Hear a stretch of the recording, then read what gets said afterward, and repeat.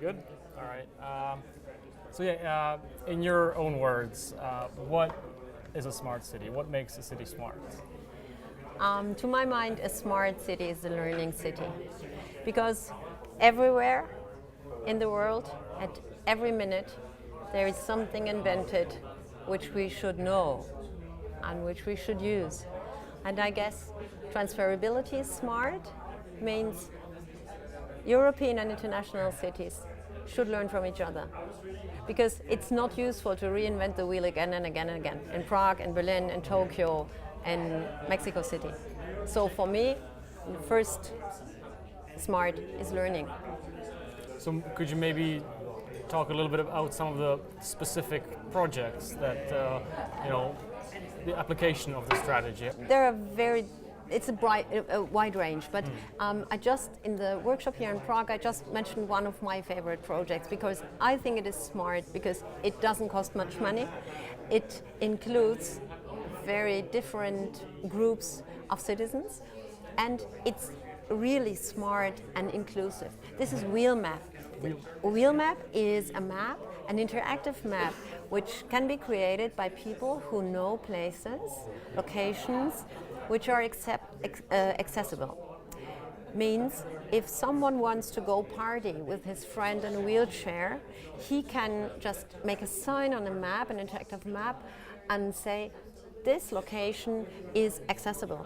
There is like a very easy system, red, yellow and green. Red not accessible, green super accessible.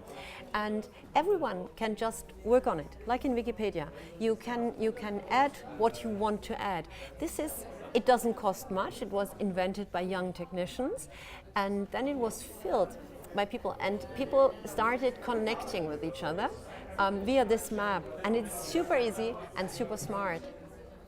So does it act sort of as peer pressure for the places that are in the red zone, that are not as accessible? For some of them maybe it's a sort of pressure, but for most of them it's just sort of awareness rising, because lots of people who have never faced a problem with handicaps, they are not aware that they are not accessible in their locations. And very often what we realize is that they call back and say, hey, we could change things. We are interested in people, and it's not only about handicapped people, it's about everyone who has heavy luggage or a twin carriage or whatsoever.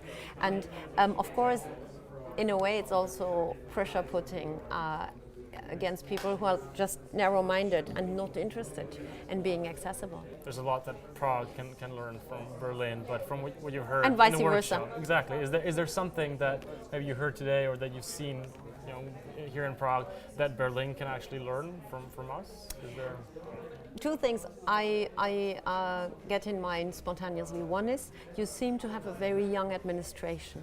In our administration in Berlin, with 51 years, I'm one of the youngsters. The average age in my ministry is 58. This could be one thing. Give responsibility to youngsters. I guess wherever going around the world, this is good. Get people together, youngsters and elderly.